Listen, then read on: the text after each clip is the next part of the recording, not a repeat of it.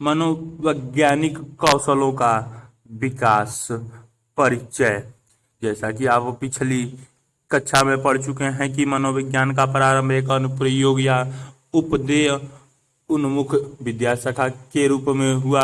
मनोवैज्ञानिक परीक्षण मनोविज्ञान की व्यवहारिकता का सर्वोत्तम उदाहरण है। मनोविज्ञान हमारे जीवन से संबंधित अनेक प्रश्नों के लिए प्रासंगिक है। उदाहरण के लिए, एक सफल व्यक्ति बनने के लिए किस प्रकार के व्यक्तित्व बनावट की आवश्यकता है, या कक्षा 12 में पढ़ने वाले किसी छात्र के लिए कौन सा व्यवसाय सर्वाधिक उपयुक्त होगा। इस प्रकार लोगों के बारे में अनेक प्रश्न और जिज्ञासाएं होती हैं, जिनका उत्तर मनोवैज्ञानिकों से अपेक्षित होती है।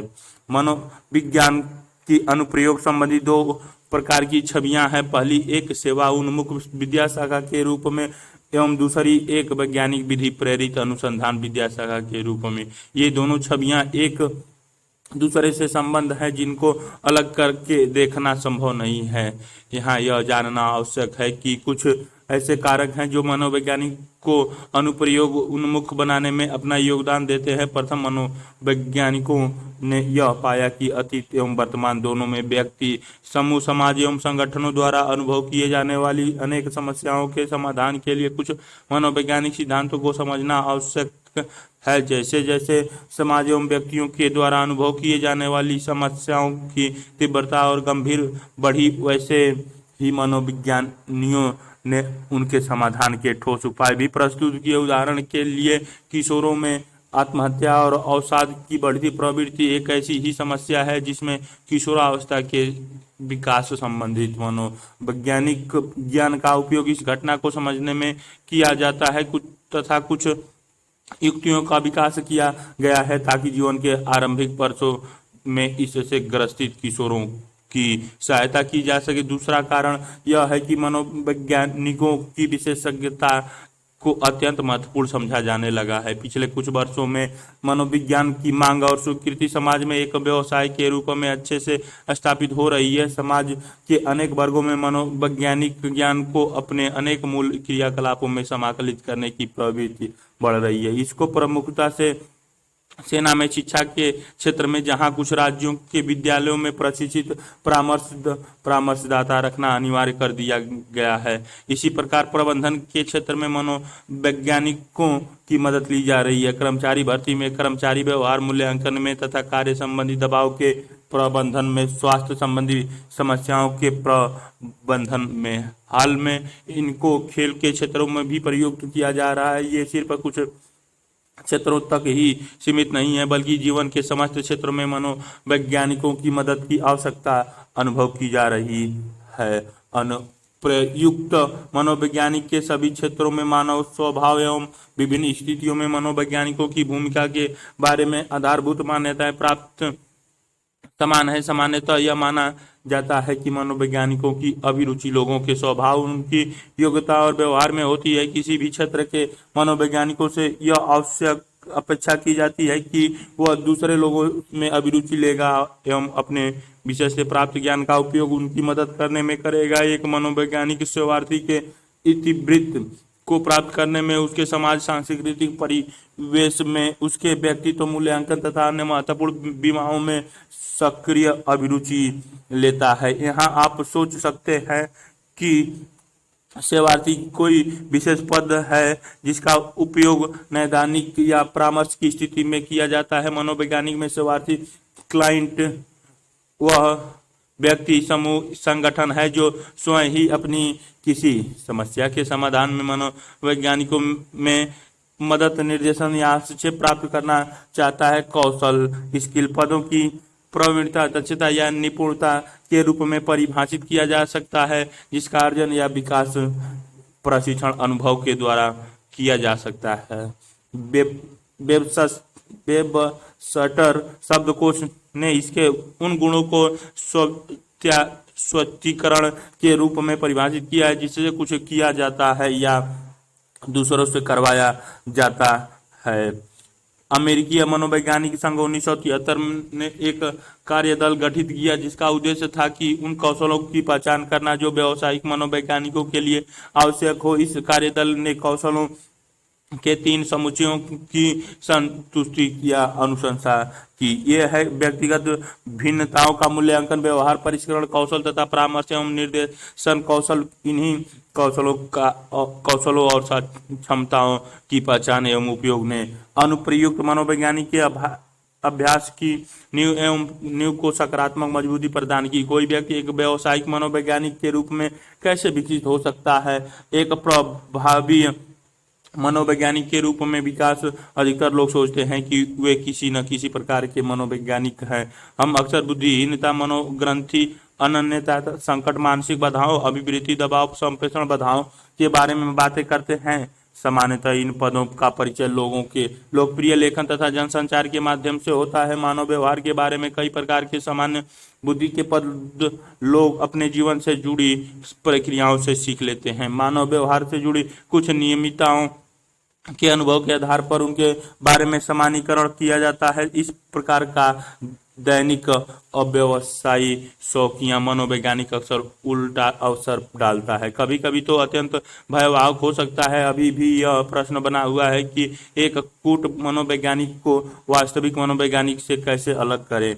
इसका उत्तर इस प्रकार के प्रश्न पूछ कर तैयार किया जा सकता है जैसा उसका व्यवसायिक प्रशिक्षण, शैक्षिक पृष्ठभूमि, संस्थागत संबंध तथा उसका सेवा देने संबंधी अनुभव आदि। यहाँ पर यह महत्वपूर्ण है कि उस मनोवैज्ञानिक का प्रशिक्षण एक शोधकर्ता के रूप में कैसे हुआ और उसमें व्यावसायिक मूल्यों की आंतरिकरण कितना हुआ है।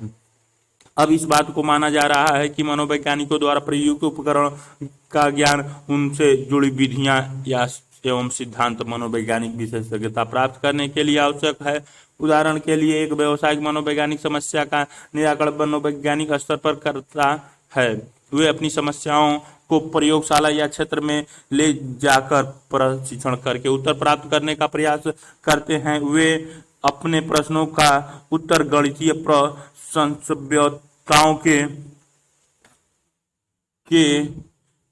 आधार पर प्राप्त करते हैं। उसके बाद ही वह किसी विश्वसनीय मनोवैज्ञानिक सिद्धांत या नियम पर पहुंचते हैं। यहाँ पर एक और अंतर स्थापित करना चाहिए। कुछ मनोवैज्ञानिक शोध के माध्यम से सैद्धांतिक निरूपणों की खोज करते हैं, जबकि कुछ अन्य हमारे प्रतिदिन की क्रियाओं और व्यवहारों से संबंधित रहते हैं।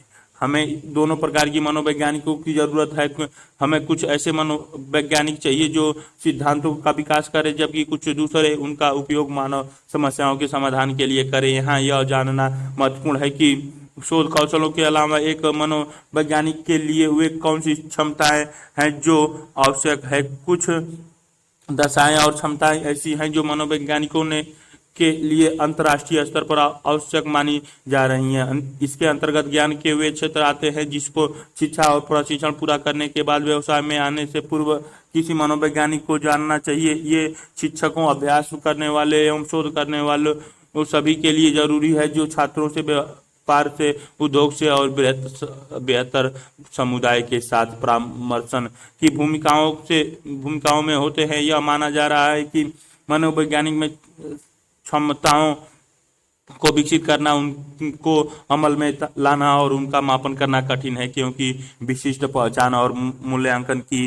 कसौटियों पर आम सहमति नहीं बन पाई है। आधारभूत कौशल या क्षमताओं जिनको मनोवैज्ञानिकों ने पहचाना है और एक प्रभावी मनोवैज्ञानिक बनने के लिए आवश्यक है, उनको 3 श्रेणियों में बांटा जा सकता है। और सामान्य कौशल, जनरल स्किल, बहु प्रेक्षण कौशल, ऑब्जर्वेशन स्किल एवं विशिष्ट कौशल, स्पेसिफिक स्किल। इनकी चर्चा यहाँ विस्तार से की जा रही है। सामान्य कौशल, ये कौशल मूलतः सामान्य रूप के हैं और इनकी आवश्यकता सभी प्रकार के मनोवैज्ञानिक को होती है, चाहे उनकी विशेषज्ञता का क्षेत्र कोई भी हो। ये कौशल सभी व्यावसायिक मनोवैज्ञानिकों के लिए आवश्यक है, चाहे वे नैदानिक एवं स्वास्थ्य मनोवैज्ञानिक के क्षेत्र के हों, औद्योगिकी, संगठनात्मक, सामाजिक या पर्यावरणीय मनोवैज्ञानिक से संबंधित हो या सलाहकार के रूप में कार्यरत हो। इन कौशलों के वैयक्तिक तथा बौद्धिक कौशल दोनों शामिल होते हैं।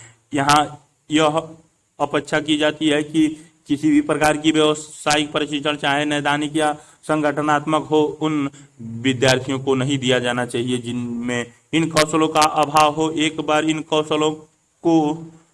कौशलों का भाग से 9.1 कौशलों का प्रशिक्षण प्राप्त कर लेने के बाद ही किसी विशिष्ट क्षेत्र में विशिष्ट प्रशिक्षण देकर उन कौशलों का अग्रमीय विकास किया जा सकता है। इन कौशलों के कुछ उदाहरण भाग से 9.1 में दिए गए हैं। बौद्धिक एवं वैयक्तिक कौशल, व अंतः वैयक्तिक कौशल, सुनने योग्य तथा तदनुभूति की क्षमताओं, दूसरों की संस्कृति के प्रति सम्मान तथा अभिरुचि की भावना, अनुभवों, मूल्यों, दृष्टिकोणों, लक्ष्यों एवं इच्छाओं तथा भय को समझने का खुलापन तथा प्रति प्राप्ति के ग्रहण करने की सकारात्मक भावना इत्यादि। इन कौशलों को वाचिक या अवाचिक रूप से व्यक्त किया जाता है। संज्ञानात्मक कौशल, समस्या समाधान का योग्यता, आलोचनात्मक चिंतन और व्यवस्थित तर्क, बौद्धिक जिज्ञासा तथा नम्रता। भावात्मक कौशल, संवेगिक नियंत्रण एवं संतुलन, अंतर्वैयक्तिक द्वंद्व के प्रति सहनशीलता,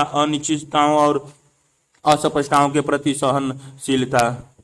व्यक्तित्व अभिवृद्धि, दूसरों के प्रति सहायता की इच्छा, नए विचारों के प्रति खुलापन, ईमानदारी, अखंडता, मूल्य परक, नैतिक व्यवहार, व्यक्तिगत सहायक। अभिव्यक्ति परक कौशल, अपने विचारों, भावनाओं, सूचनाओं को वाचिक, अवाचिक तथा लिखित रूप में स्वप्रेरित करने की योग्यता। परावर्ती तथा मननात्मक कौशल, स्वयं की अभिप्रायों, अभिवृत्तियों एवं व्यवहारों को समझने तथा प्रशिक्षण करने की योग्यता। अपने और दूसरे के व्यवहारों के प्रति संवेदनशीलता। वैयक्तिक कौशल, वैयक्तिक संगठन, स्वास्थ्य, समय प्रबंधन एवं उचित परिधान या वेश।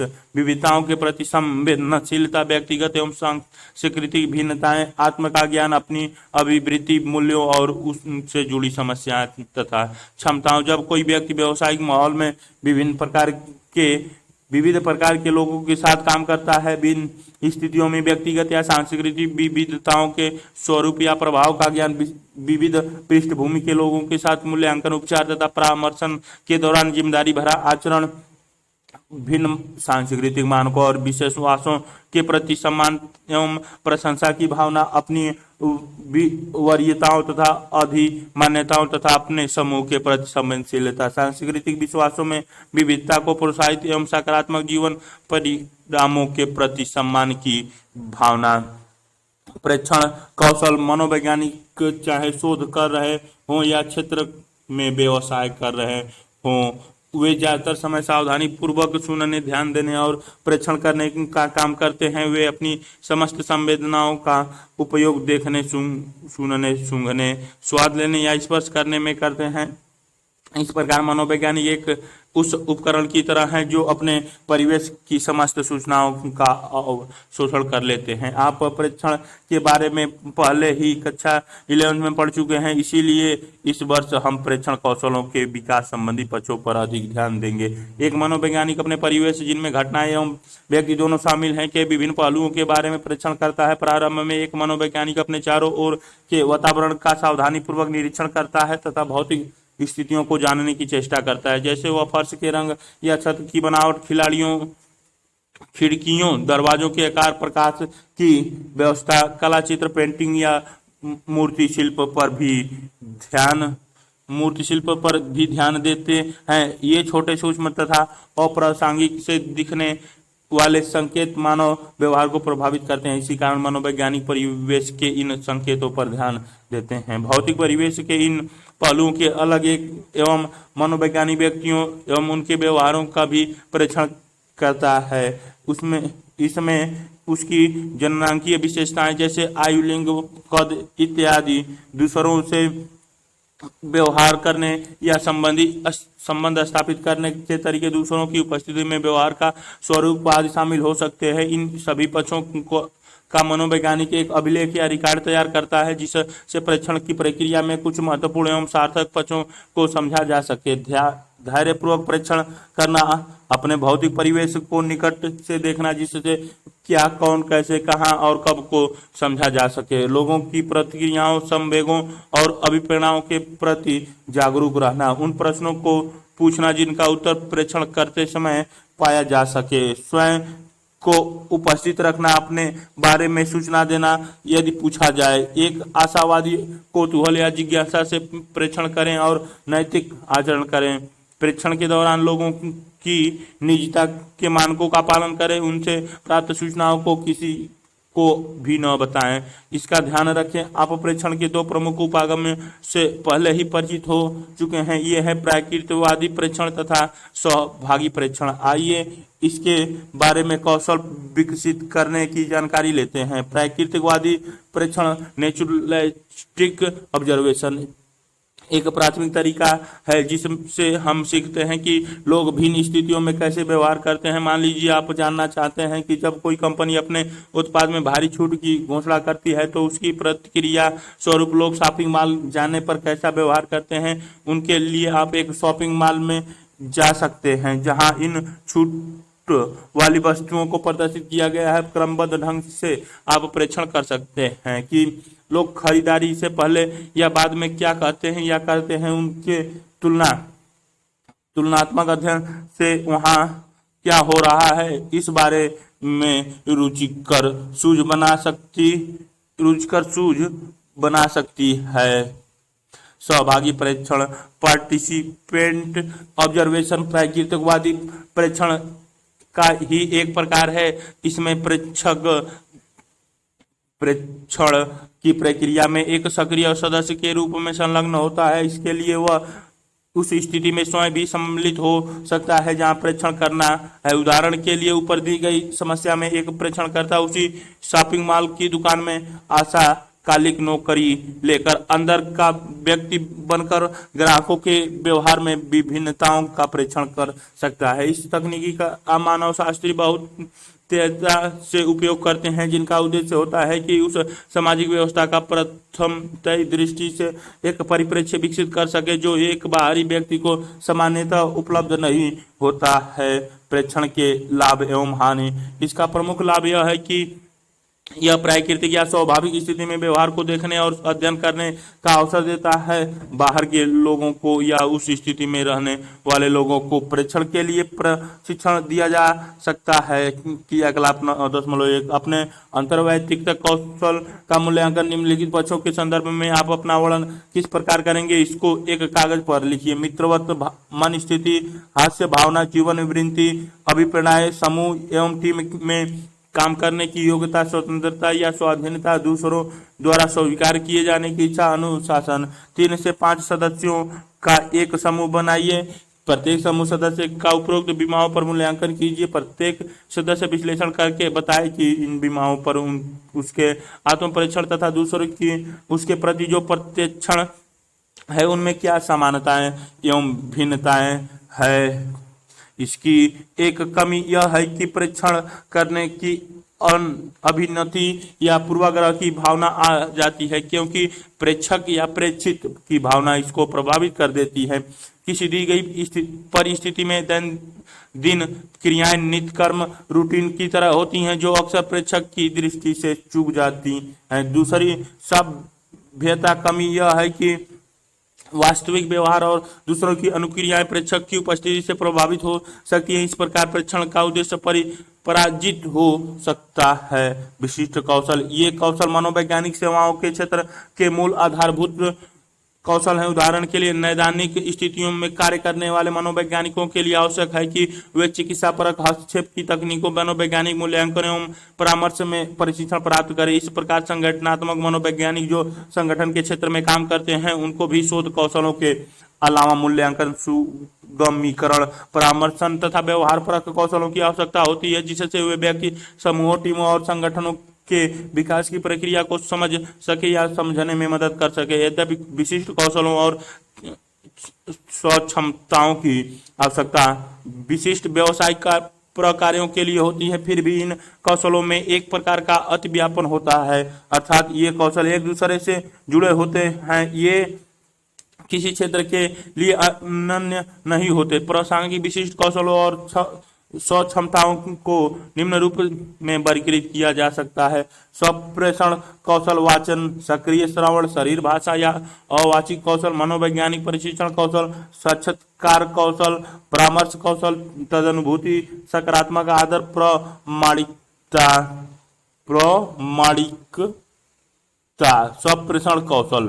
हम जिन कौशलों की चर्चा करने जा रहे हैं वे शायद अमूर्त लगे, लेकिन जब आप इससे जुड़ी एक क्रिया को करेंगे तो आप इसको आसानी से समझ सक जाएंगे। आइए स्वप्रेषण प्रक्रिया के मूल तत्वों को समझें और देखें कि कैसे यह व्यक्तिगत संबंधों एवं व्यक्तिगत प्रभाविता में भूमिका निर्वाह करता है।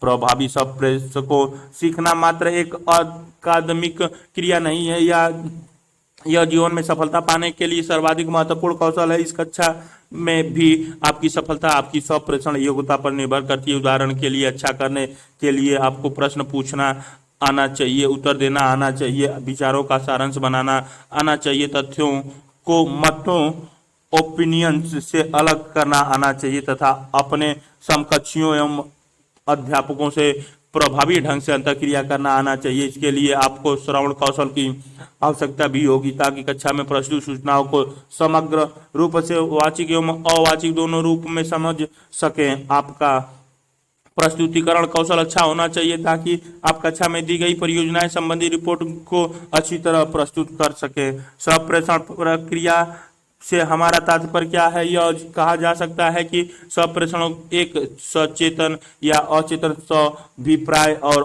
अनभिप्रेत प्रक्रिया है जिसमें भावनाओं तथा विचारों का वाचिक या अवाचिक संदेश के रूप में भेजा ग्रहण किया और समझा जाता है।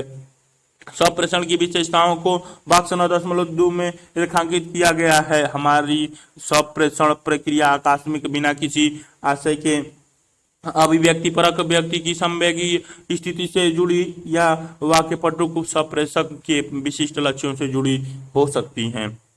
मानव स्वप्रेषण अंतःवैयक्तिक अथवा सार्वजनिक स्तरों पर हो सकता है। अंतरावैयक्तिक स्वप्रेषण इंटरपर्सनल कम्युनिकेशन का संबंध व्यक्ति की स्वयं से संवाद करने की क्रिया को कहते हैं। इसमें विचार प्रक्रम, वैयक्तिक निर्णय एवं स्वयं पर केंद्रित विचार शामिल होते हैं। अंतःवैयक्तिक स्वप्रेषण इंटरपर्सनल कम्युनिकेशन का तात्पर्य उस स्वप्रेषण से है जो दो या दो से अधिक व्यक्तियों से संबंधित होता है, जो एक स्वप्रेषण परक संबंध स्थापित करते हैं। अंतःवैयक्तिक स्वप्रेषण के बॉक्स 9.2 संप्रेषण की विशेषताएं। स्वप्रेषण गतिशील है क्योंकि इसकी प्रतिक्रिया निरंतर परिवर्तनशील रहती है, जैसा कि व्यक्ति की अपेक्षाएं, अभिवृत्तियों तथा भावनाओं तथा संवेगों में परिवर्तन होता रहता है। इस परिवर्तन को हम लगातार अभिव्यक्त करते हैं, इसी से उनका स्वप्रेषण भी लगातार परिवर्तित होता रहता है। स्वप्रेषण अभी अविराम है क्योंकि यह कभी भी रुकता नहीं, चाहे हम सोए या जागे हों। हम लगातार विचारों का परिक्रमण करते रहते हैं, हमारा मस्तिष्क सदा सक्रिय रहता है। स्वप्रेषण अनुकीर्ण है क्योंकि एक बार संदेश भेज देने के बाद हम उसे वापस नहीं ले सकते। अगर एक बार जवाब फिसल जाए, एक बार दृष्टिपात कर दे या संवेगात्मक उत्तेजना को प्रकट कर दे तो हम उसको मिटा नहीं सकते। हमारी क्षमताएं या अस्वीकरण इसके प्रभाव को हल्का कर सकती है, लेकिन उसको पूरी तरह समाप्त नहीं कर सकती, जो कहा जा चुका है। स्वप्रेषण अंतःक्रियात्मक है क्योंकि हम लगातार दूसरों के और स्वयं के संपर्क में रहते हैं। दूसरे हमारे भाषण तथा व्यवहार के प्रतिक्रिया देते हैं तथा हम स्वयं भी अपनी वाक्य क्रिया के प्रति अनुक्रिया देते हैं। इस प्रकार हमारे स्वप्रेषण का आधार एक क्रिया प्रतिक्रिया चक्र का बने रहना है। अनेक प्रकार के मुखोन्मुख या मध्यस्थ आधारित वार्तालाप, साक्षात्कार एवं लघु समूह परिचर्चा आते हैं। सार्वजनिक स्वप्रेषण पब्लिक कम्युनिकेशन में वक्ता अपनी बातों या संदेशों को श्रोताओं तक पहुंचाता है। यह प्रत्यक्ष जैसे कोई वक्ता मुखोन्मुख जनसभा में भाषण देता है, या अप्रत्यक्ष जैसे जहां वक्त रेडियो या टेलीविजन के माध्यम से बात करता है। मानव स्वप्रेषण के घटक, जब हम स्वप्रेषण करते हैं तब हमारा स्वप्रेषण चयनात्मक होता है। इसका अर्थ है कि हमारे आसपास उपलब्ध शब्दों एवं व्यवहारों के एक विशाल संग्रह में से हम उन शब्दों का क्रियाओं को चुनते हैं जिसके बारे में हमारा भरोसा रहता है कि हमारे विचारों की अभिव्यक्ति के लिए उपयुक्त है। जब हम स्वप्रेषण करते हैं तब हम कूट संकेत इन कोड विचार लेना, उनको अर्थ देना और उनको संदेश के रूप में बदल देना करते हैं और फिर उसको सप्रेषक सारणी या पथ में डाल देते हैं। यह हमारी प्राथमिक संकेत प्रणाली का अंग है जो हमारी ज्ञान इंद्रियों से जुड़ी होती हैं। देखना, सुनना, सूंघना, स्वाद लेना या स्पर्श करना, इस संदेश को उस तक भेजा जाता है जो अपनी प्राथमिक संकेत प्रणाली से इसको ग्रहण करता है। वह संग्रहण का भी संकेतन डिकोडेड समझने योग्य रूप में संदेशों का अनुवाद करता है। उदाहरण के लिए जैसे जैसे आपने कहा कि आपने घंटी की आवाज सुनी, या यह बेहद नरम वस्तु है जो वाचिक या भाषाई संप्रेषण के उदाहरण है जो बताते हैं कि आपकी ज्ञान इंद्रियों ने संकेतों को कैसे ग्रहण किया। आप अवाचिक या भाषेतर स्तर पर भी अनुक्रिया दे सकते हैं। जैसे आपने गर्म स्टोव को छुआ तो आपकी उंगली एकदम से दूर हो गई और आपकी आंखों से आंसू आ गया। उंगलियों को खींचना और आंखों से आंसू आना, ये दोनों किसी भी देखने वाले को यह बता देंगे कि आपका दर्द कितना था। चित्र 9.1 में दिया गया मॉडल संप्रेषण प्रक्रिया की विभिन्न अवस्थाओं को प्रदर्शित करता है। जैसा कि आप देख सकते हैं कि किसी भी संप्रेषण प्रक्रिया के प्रभावी होने की मात्र इस बात पर निर्भर करता है कि संप्रेषण में प्रयुक्त होने वाली संकेतों या कूटों जिनका उपयोग संदेश को प्रेषित करने और उसको ग्रहण करने के लिए किया गया है के प्रति संप्रेषण करने वाली संप्रेषकों की आपसी समझ कितनी है। मान लीजिए कि कोई परीक्षा देने वाले की अचानक आपको पता चलता है कि आप कक्षा में कलम लेकर नहीं आए हैं। आप अपने किसी दोस्त से कहते हैं कि आप तुम्हारे पास कोई अतिरिक्त कलम है जो तुम मुझे दे सकते हो। वह कहती हैं हाँ, और आपको कलम दे दी है। अभी आपने एक प्रभावी संप्रेषण प्रक्रिया में भाग लिया। अपने संप्रेषक और एवं एक संदेश आपको कलम की आवश्यकता है का कूट संकेत किया है एवं एक सारण या अपनी आवाज की ध्वनि का उपयोग करके अपने दोस्त संप्रेषक ब को संदेश प्रेषित किया है। आपकी दोस्त ज्ञान इंद्रिया कान का उपयोग तथा संकेतन करके संदेश को ग्रहण करती है। वह समझती है कि आपको कलम चाहिए। आपकी दोस्त का फीडबैक हाँ करना और आपको कलम देने का व्यवहार करना, इन सब का मतलब है कि संदेशों को सफलतापूर्वक ग्रहण किया गया है तथा भी संकेतन तक किया गया है। यद्यपि संप्रेषण उस अवस्था में भी सफल होता है अगर आपकी दोस्त ने यह कहा होता माफ करना, मैं नहीं दे सकती क्योंकि मैं आज एक ही कलम लेकर आई हूँ। आप यह याद रखना चाहेंगे कि भाषण स्वयं में कोई संप्रेषण नहीं है। भाषण सिर्फ एक जैविक क्रिया है। ध्वनि की उक्ति या उच्चार भाषा का उपयोग करते हुए संप्रेषण का बेहतर अर्थ है इसमें दो या दो से उससे अधिक व्यक्तियों के बीच एक संबंध होता है जिसमें वे अर्थ निरूपण का हिस्सेदारी में शामिल होते हैं, जिससे संदेश के भेजने एवं ग्रहण करने में एक समानता बनी रहती है। वाचन भाषण संप्रेषण का एक महत्वपूर्ण घटक है। भाषा का उपयोग करके बोलना भाषण भाषा में प्रतीकों का उपयोग किया जाता है जिसमें अर्थ बंधे हुए होते हैं। प्रभावी होने के लिए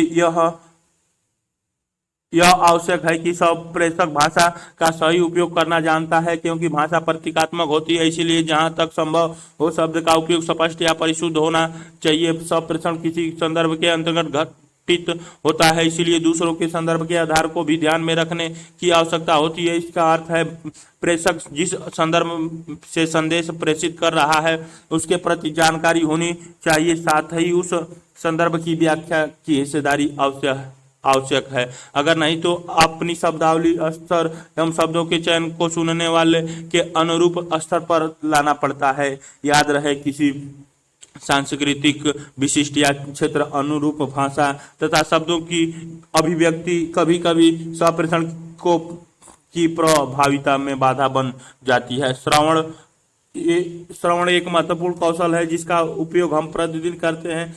आपकी शैक्षणिक सफलता, नौकरी की उपलब्धि एवं व्यक्तिगत प्रसन्नता काफी हद तक आपके प्रभावी ढंग से सुनने की योग्यता पर निर्भर करती है। प्रथमतः श्रवण आपको एक निष्क्रिय व्यवहार लग सकता है क्योंकि इसमें चुप्पी होती है, लेकिन निष्क्रियता की यह छवि सच्चाई से दूर है। श्रवण में एक प्रकार की ध्यान सक्रियता होती है। सुनने वाले को धैर्यवान तथा और निर्णयात्मक होने के साथ विश्लेषण करते रहना पड़ता है ताकि सही अनुक्रिया सकी दी जा सके। प्रेषक संदेश निर्माण में प्रयुक्त वास्तविक शब्द उपस्थिति वाचिक संकेत सब प्रेषण सारणी या पथ पर पराभाषा के पक्ष मानवकृति सूचना का मात्रा शोर और संग्राहक।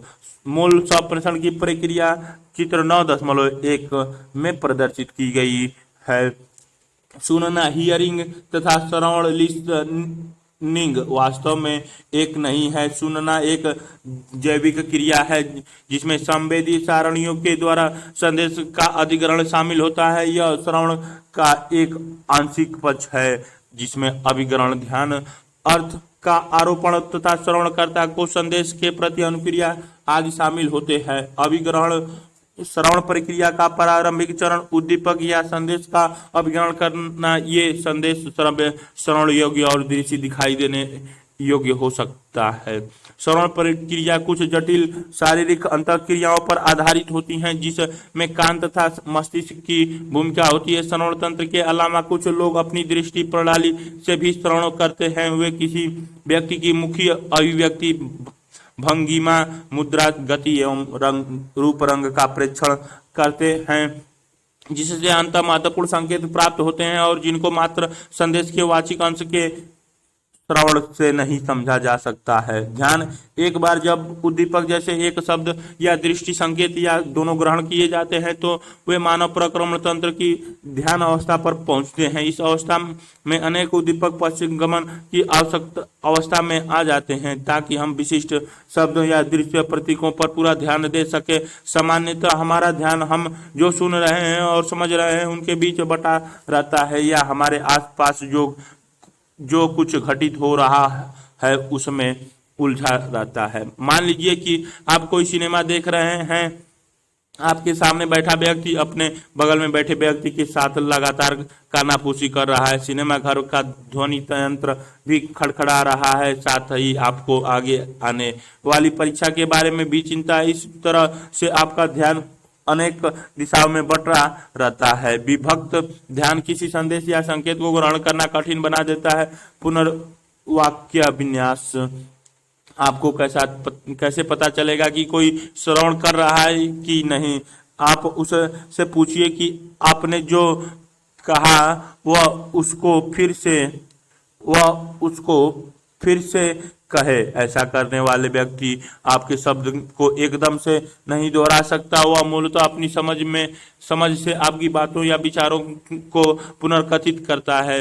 वही जो उसका समझ में आया होता है उसी को पुनर्वाक्य विन्यास पैराफ्रेजिंग कहते हैं। इसके द्वारा आपको यह समझ में आ जाता है कि आपने जो कहा वह कितना समझ या सुना गया। अगर कोई कही हुई बात को संक्षिप्त में दोबारा दोहरा नहीं सकता तब यह इसका साक्ष्य है कि उसने पूरा संदेश ठीक से ग्रहण नहीं किया, अर्थात यह या तो सुना नहीं या समझा नहीं है। जब हम कक्षा में अध्यापक या किसी दूसरे व्यक्ति को सुन रहे हो तब भी इस बात का ध्यान रखना चाहिए कि क्या हम उनकी बात दोहरा सकते हैं या नहीं। सुनी हुई बात का पुनर्वाक्य विन्यास करने का प्रयास करें और यदि आप ऐसा नहीं कर पाते हैं तब संभव होने पर तत्काल स्पष्टीकरण करें। अगली बार जब आप किसी तीव्रतम बातचीत में संलग्न हो तो वाचिक रूप से पुनर्वाक्य विन्यास करने का प्रयास करें। जैसे जब कोई आपको निर्देश आदेश दे रहा हो या किसी मित्र के साथ आप एक द्वंद्व स्थिति जैसे वाद विवाद में उलझे हुए हो, आप अपने मित्र की कही हुई बात को दोहरा कर बताएं, यह देखने के लिए कि जो कहा जा रहा है आप वही सुन रहे हैं या नहीं। इससे पता चलता है कि आपका ग्रहण करना और समझना एक ही धरातल पर चल रहा है। आपको यह जानकर आश्चर्य होगा कि कितनी बार वाद विवाद गलत संप्रेषण की वजह से होता है।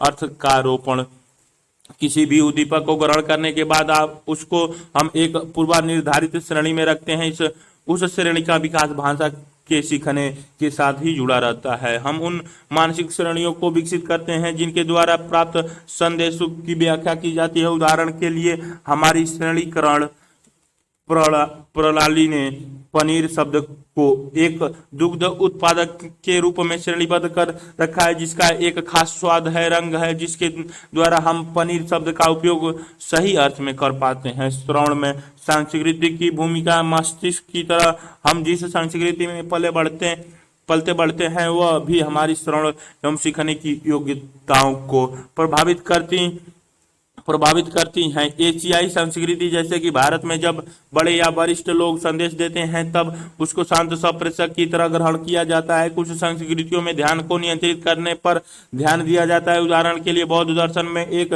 स्वप्रत्यय होता है जिसको मन योग कहते हैं। इसका अर्थ है कि आप जो भी करें उस पर अपना संपूर्ण ध्यान केंद्रित रखें। बाल्यावस्था में मनो योग का प्रशिक्षण देने से ध्यान केंद्रित करने की योग्यता का विस्तार हो जाता है और इससे श्रवण की क्षमता बेहतर हो जाती है। व्यक्ति में इससे सहानुभूति श्रवण की योग्यता भी बढ़ती है। फिर भी अनेक संस्कृतियों में श्रवण कौशलों में बढ़ोतरी से जुड़े स्वप्रत्ययों का अभाव है। भाग 9.3 में श्रवण कौशलों को सुधारने के कुछ संकेत दिए गए हैं। शरीर भाषा, क्या आप मानते हैं कि जब आप दूसरों से संवाद करते हैं तब आपके शब्द आपके संदेश का पूर्ण अर्थ संप्रेषित कर पाते हैं?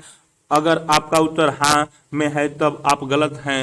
हम सभी जानते हैं कि संप्रेषण का एक बड़ा भाग वाचिक भाषा का उपयोग किए बिना भी हो सकता है। हम पाते हैं कि अवाचिक क्रियाएं प्रतीकात्मक होती हैं और किसी भी बातचीत की क्रिया से गहराई से जुड़ी रहती हैं। इन्हीं अवाचिक क्रियाओं के अंश शरीर भाषा, बॉडी लैंग्वेज कहते हैं। शरीर भाषा में वे सारे संदेश शामिल होते हैं जो शब्दों के अलावा लोग बातचीत के दौरान उपयोग करते हैं। शरीर भाषा पढ़ते समय इस बात का अवश्य ध्यान रखें कि कोई भी एक अवाचिक संकेत अपने आप में संपूर्ण अर्थ नहीं रखता है।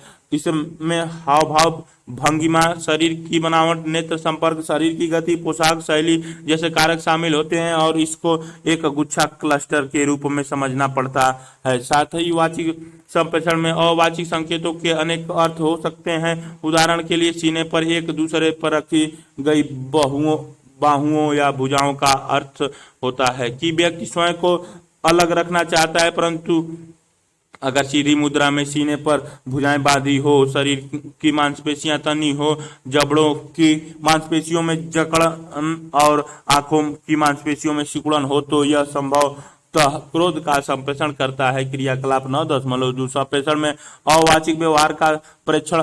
अपने परिवार के सदस्यों का सावधानी पूर्वक परीक्षण कीजिए।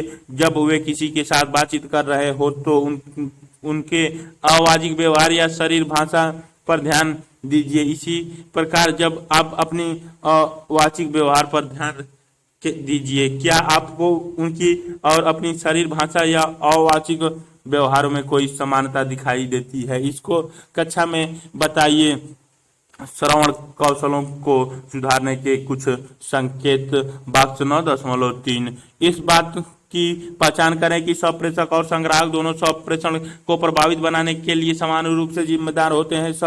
प्रेषित की जा रही सूचना प्राप्त करने की शुरुआत में कोई निर्णय लेने से बचें। सभी विचारों के प्रति खुलापन रखें। धैर्यवान श्रवणकर्ता बने। अनुक्रिया देने में जल्दी न करें। अहम कथन से बचें। केवल जो चाहते हो उसी के बारे में बात न करें। दूसरों को भी अवसर दें और उनको जो कहना है कहने दें। संवेगी अनुक्रियाओं के प्रति सावधान रहें, विशेष रूप से वे शब्द जो भावपूर्ण हो। यह ध्यान रखें कि आपकी शरीर भंगिमा आपके श्रवण को प्रभावित करती है। विमनस्कता को नियंत्रित करें। अगर कोई संदेश हो तो पुनर्कथन, पुनर्वाक्य विन्यास करें। प्रेषक से भी पूछें कि वह आपके द्वारा ठीक से समझा जा रहा है या नहीं। जो कहा जा रहा है उनका मानस प्रत्यक्षीकरण करें। तात्पर्य यह है कि संदेश को मूर्त क्रिया के रूप में अनुदित करें। जब हम शरीर भाषा का विश्लेषण कर रहे हैं तब उस व्यक्ति की पृष्ठभूमि और अतीत में उसके व्यवहार के स्वरूप को भी ध्यान में रखना चाहिए। संप्रेषण में वर्तमान व्यवहार और अतीत के व्यवहारों के बीच एक रूपता तथा वाचिक एवं अवाचिक व्यवहारों के बीच सुमेल को संगति कॉन्ग्रेंसी कहते हैं। अगर आप अपने मित्रों को कहते हैं कि आज तुम ठीक नहीं लग रहे हो, तब आपके कहने का आधार यह है कि उसका हाव भाव और रंग रूप जो आज दिखाई पड़ रहा है शायद वह अतीत के अनुभव से अलग है। दूसरे शब्दों में कुछ बदला गया है और आपको अंतर दिखाई पड़ रहा है। अगर आपके पास अतीत का अनुभव नहीं होता तब आपको शायद परिवर्तन नहीं महसूस होता। याद करें कि किसी बातचीत को प्रोत्साहित या हतोत्साहित करने के लिए हम किस हद तक शरीर भाषा का उपयोग करते हैं। उदाहरण के लिए हम हाथ हिलाकर रेस्तरां में वेटर या मित्रों का ध्यान अपनी ओर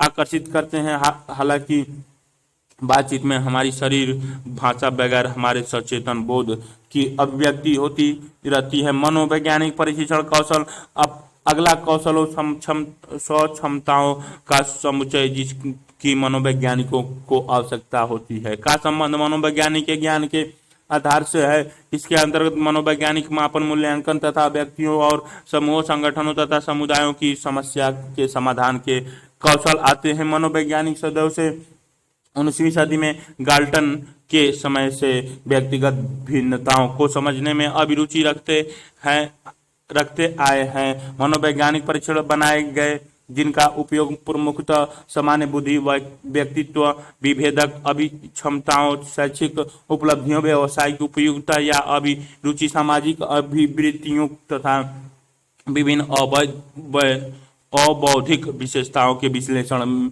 एवं निर्धारण में किया जाता है।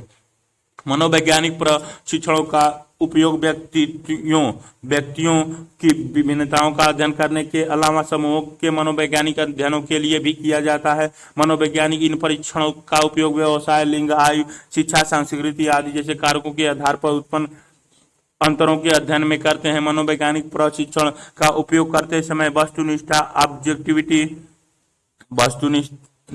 ऑब्जेक्टिविटी, वैज्ञानिकीय उन्मुखता, साइंटिफिक ओरिएंटेशन तथा मानवकृत व्याख्या, स्टैंडर्डाइज्ड इंटरप्रेटेशंस के प्रति सजगता रखना आवश्यक होता है। उदाहरण के लिए उद्योगों और व्यवसाय में संगठनात्मक एवं कार्मिक कर्मचारी कार्यों में जहां विशिष्ट पदों के लिए विशेषकृत प्रशिक्षण द्वारा चयन का कार्य करना है, यह आवश्यक है कि प्रशिक्षण की वैधता स्थापित करने के लिए वास्तविक निष्पादन अभिलेख या निर्धारण को मानदंड के रूप में लिया जाए। मान लीजिए कि किसी संगठनात्मक का कार्मिक विभाग यह जानना चाहता है कि कोई मनोवैज्ञानिक प्रशिक्षण संभावित रूप से सर्वश्रेष्ठ स्टेनोग्राफर की पहचान करने में मदद कर पाएगा या नहीं। इसके लिए जरूरी है कि प्रशिक्षण स्टेनोग्राफर के विभिन्न निष्पादन स्तरों के बीच अंतर कर पाए। इसके साथ ही यह भी पता लगाना चाहिए कि हाल में नियुक्त किए गए कर्मचारी जिसका प्रशिक्षण के आधार पर चयन किया गया का निष्पादन परीक्षण प्राप्तांक के साथ मेल खाता है कि नहीं। भाग 9.4 में मनोवैज्ञानिक मूल्यांकन कौशलों के मूल्य तत्वों का विवरण दिया गया है। साक्षात्कार कौशल एक साक्षात्कार दो या अधिक व्यक्तियों के बीच एक उद्देश्य वार्तालाप है जिस में प्रश्न उत्तर प्रारूप या फॉर्मेट का अनुसरण किया जाता है। साक्षात्कार अन्य प्रकार के वार्तालापों की तुलना में अधिक औपचारिक होता है क्योंकि इसका एक पूर्व निर्धारित उद्देश्य होता है तथा उसकी संरचना केंद्रित होती है। अनेक प्रकार के साक्षात्कार होते हैं, उनमें से एक रोजगार साक्षात्कार है जिसका अनुभव आप में से अधिकांश लोग करेंगे। अन्य प्रारूपों में सूचना संग्रह संबंधी साक्षात्कार, परामर्शी साक्षात्कार, पूछताछ संबंधी साक्षात्कार, रेडियो टेलीविजन के साक्षात्कार तथा शोध साक्षात्कार आते हैं। साक्षात्कार प्रारूप एक बार साक्षात्कार के उद्देश्य स्थापित हो जाने पर साक्षात्कारकर्ता एक प्रारूप तैयार करता है इसका आधारभूत प्रारूप साक्षात्कार का उद्देश्य चाहे जो हो 3 अवस्थाओं में विभाजित किया जाता है। इसको प्रारंभ, मुख्य भाग एवं समापन की संज्ञा दी जाती है। अब हम इन तीनों अवस्थाओं का संक्षिप्त में वर्णन करेंगे। साक्षात्कार का प्रारंभ। साक्षात्कार के प्रारंभ में 2 संप्रेषक के बीच सौहार्द स्थापित करना शामिल होता है। इसका उद्देश्य यह होता है कि साक्षात्कार देने वाला आराम की स्थिति में आ जाए। सामान्यतः साक्षात्कारता बातचीत की शुरुआत करता है और प्रारंभिक समय में ज्यादा बात करता है। इससे दो उद्देश्य पूरे होते हैं। इससे साक्षात्कार का उद्देश्य स्थापित होता है तथा साक्षात्कार देने वाले को स्थिति एवं प्रश्न पूछने वाले के प्रति सहज होने का समय मिल जाता है। साक्षात्कार का मुख्य भाग इस प्रक्रिया का केंद्र है। इस अवस्था में साक्षात्कारता सूचना और प्रदत्त प्राप्त करने के उद्देश्य से प्रश्न पूछने का प्रयास करता है, जिसके लिए साक्षात्कार का आयोजन किया गया है। बॉक्स 9.4 मनोवैज्ञानिक मूल्यांकन कौशलों के मूल तत्व। मनोवैज्ञानिक मूल्यांकन एक आधारभूत कौशल है जिसका आवश्यक मनोवैज्ञानिकों को होती है।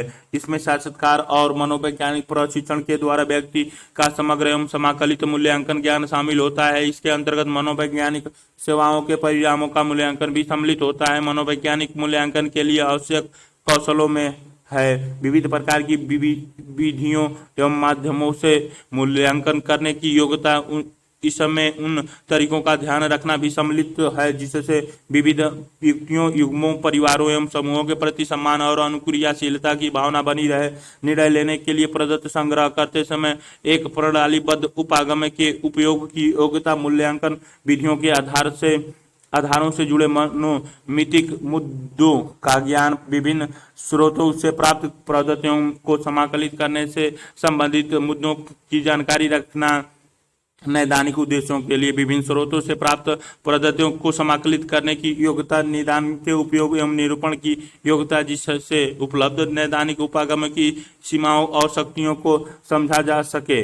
कौशलों को बढ़ाने एवं अमल में लाने के लिए पर्यवेक्षण के प्रभाव उपयोगी की क्षमता कोई भी हो मनोवैज्ञानिक प्रशिक्षण का उपयोग करता है। उसका व्यावसायिक रूप से योग्य होना तथा मनोवैज्ञानिक प्रशिक्षण में प्रशिक्षित होना आवश्यक है। मनोवैज्ञानिक प्रशिक्षण की संचालन प्रशिक्षण पुस्तिका मैनुअल में दी गई सूचना अनुदेशों के अनुसार ही किया जाता है। इसके लिए आवश्यक तथ्य निम्नलिखित हैं। परीक्षण का उद्देश्य अर्थात इसका उपयोग किसके लिए किया जाना है, जनसंख्या की विशेषताएं जिसके लिए इसका उपयोग किया जा सकता है, परीक्षण की वैधताओं के प्रकार अर्थात किस आधार पर यह कहा जा सकता है कि यह उसी का मापन करता है जिसके मापन का दावा करता है, वैधता के बाह्य मानदंड अर्थात उन क्षेत्रों पर जिस पर इसका कार्यशीलता देखी गई है, विश्वसनीय सूचनाएं, प्राप्तांक में त्रुटि की क्या संभावना है, प्रतिदर्श मानकीकरण अर्थात जब प्रशिक्षण का निर्माण हुआ था तब किसी का प्रशिक्षण किया गया, भारतीयों का, अमेरिकियों का, ग्रामीणों का, शहरियों का, साक्षरों का, निरीक्षरों का आदि। प्रशिक्षण संचालन के लिए निर्धारित समय अंक देने की पद्धति अर्थात किसको अंक दिया जाएगा और इसकी विधि क्या होगी, मानक कौन से उपलब्ध हैं, किस समूह के संदर्भ में प्राप्तांकों की व्याख्या की जाएगी, पुरुष महिला, आयु समूह आदि। अन्य विशिष्ट कारकों के प्रभाव जैसे दबाव स्थितियों या दूसरों की उपस्थिति का प्रभाव। परीक्षण की सीमाएं अर्थात किसी का और क्या मूल्यांकन नहीं कर सकता, वे दशाएं जिनमें यह प्रशिक्षण अच्छा मूल्यांकन नहीं दे सकता है। प्रश्नों का अनुक्रम एक साक्षात्कार के उद्देश्य को प्राप्त करने के लिए साक्षात्कारकर्ता प्रश्नों का एक सूची तैयार करता है जिसको प्रश्न अनुसूची शेड्यूल भी कहा जाता है। इस अनुसूची में विभिन्न क्षेत्रों या श्रेणियों से हैं जो वह जानना चाहता है कि प्रश्न होते हैं। इसके लिए आवश्यक है कि साक्षात्कारकर्ता उन क्षेत्रों या श्रेणियों को निर्धारित करे जिनके बारे में उसे प्रश्न पूछना है। उदाहरण के लिए बॉक्स 9.5 दिए गए प्रश्नों का उपयोग नौकरी के साक्षात्कार के लिए किया गया है। इसमें साक्षात्कारकर्ता ने अनेक श्रेणियों का चयन किया है, जैसे पिछले संगठन में किए गए काम का स्वरूप, पिछली नौकरी से संतुष्टि, उत्पादों पर विचार, दृष्टिकोण आदि। इन श्रेणियों से जुड़े प्रश्नों को निर्मित किया गया है तथा उनको सरलता से कठिनता के अनुक्रम में व्यवस्थित कर लिया गया है। प्रश्नों का उपयोग तथ्यों की जानकारी का मूल्यांकन करने के अलावा व्यक्तिपरक मूल्यांकन के लिए भी किया जा सकता है। साक्षात्कार का समापन करते समय साक्षात्कारकर्ता ने जो संग्रह किया उसे उसका सारांश बताना चाहिए। साक्षात्कारकर्ता का अंत आगे लिए जाने वाले कदम पर चर्चा के साथ होना चाहिए। जब साक्षात्कारकर्ता समाप्त हो रहा हो तब साक्षात्कारकर्ता को साक्षात्कार देने वालों को भी प्रश्न पूछने का अवसर देना चाहिए या टिप्पणी करने का मौका देना चाहिए। परामर्श कौशल एक मनोवैज्ञानिक के रूप में विकसित होने के लिए आवश्यक है कि परामर्श एवं निर्देशन के क्षेत्र में भी स्वक्षमता हो। इन स्वक्षमताओं को विकसित करने के लिए मनोवैज्ञानिकों को उचित शिक्षा और प्रशिक्षण कुशल पर्यवेक्षण में दिया जाना चाहिए। गलत व्यवसाय में जाने के परिणाम काफी गंभीर हो सकते हैं। मान लीजिए कि कोई व्यक्ति किसी ऐसे काम में 92.5 साक्षात्कार प्रश्नों के प्रकार पश्चात प्रत्यक्ष प्रश्न ये स्पष्ट होते हैं कि और उनको विशिष्ट सूचनाओं की आवश्यकता होती है। उदाहरण के लिए अंतिम बार आपने कहाँ काम किया था। मुक्तोत्तर प्रश्न ये कम स्पष्ट होते हैं और केवल विषय को बताते हैं। उदाहरण के लिए आप अपनी नौकरी से कुल मिलाकर कितने प्रसन्न थे। अमुक्तोत्तर प्रश्न ये अनुक्रिया के विकल्प भी प्रस्तुत करते हैं जिसमें अनुक्रिया का प्रश्न संकीर्ण रहता है। उदाहरण के लिए, क्या आपको लगता है कि उत्पाद संबंधी ज्ञान या संप्रेषण कौशल एक विक्रेता के लिए अधिक महत्वपूर्ण होता है। द्विध्रुवीय प्रश्न यह अमुक्त प्रश्न का ही एक प्रकार है।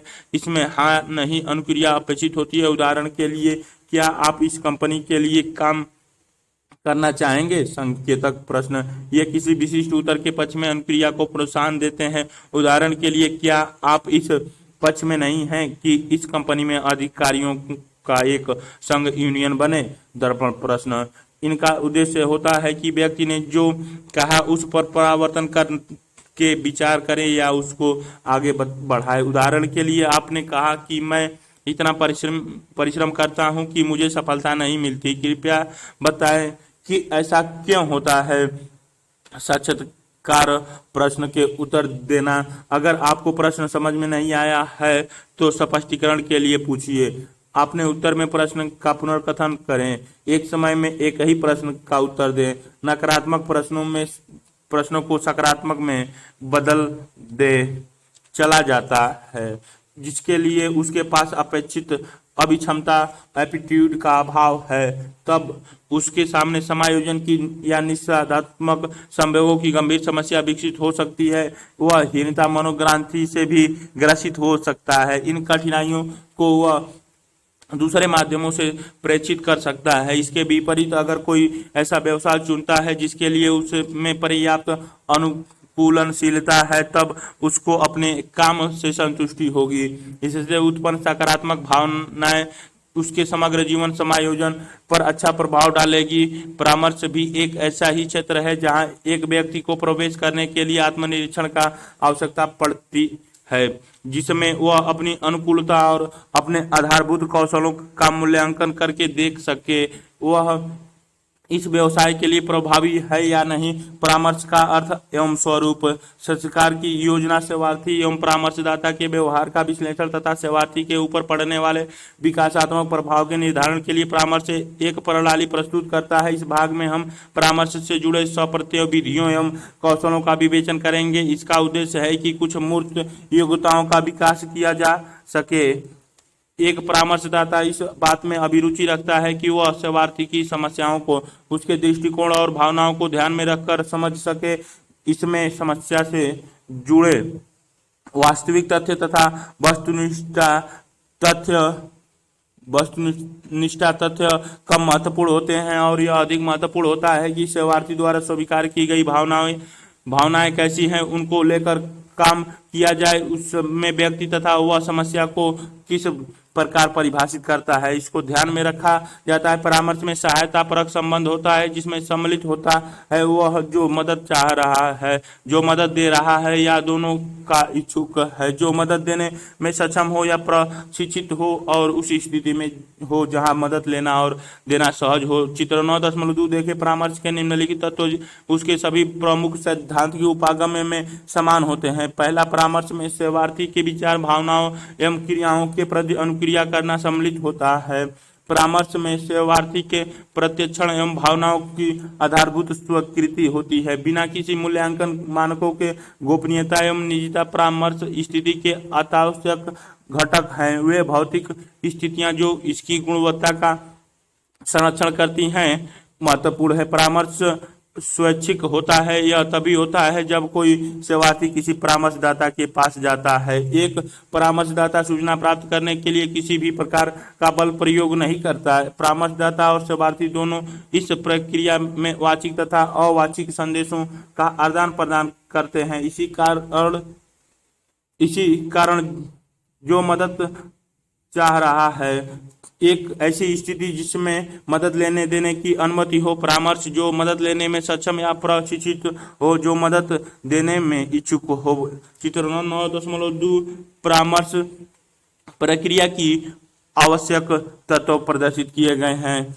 कारण, किसी परामर्शदाता को प्रभावित के लिए संदेशों के प्रति अभिज्ञता, जानकारी और संवेदनशीलता अनिवार्य घटक है। परामर्श के मिथकों का खंडन। परामर्श का तात्पर्य केवल सूचना देना नहीं होता है। परामर्श केवल सलाह देना नहीं होता है। किसी नौकरी या पाठ्यक्रम में चयन या स्थानांतरण परामर्श देना नहीं होता है। परामर्श और साक्षात्कार समान नहीं है। यद्यपि परामर्श में साक्षात्कार प्रक्रिया का उपयोग किया जा सकता है। परामर्श के अंतर्गत अभिवृत्तियों, विश्वासों और व्यवहारों को अनुनय करके, भर्त्सना करके, धमकी देकर या विवश करके प्रभावित करना नहीं आता है।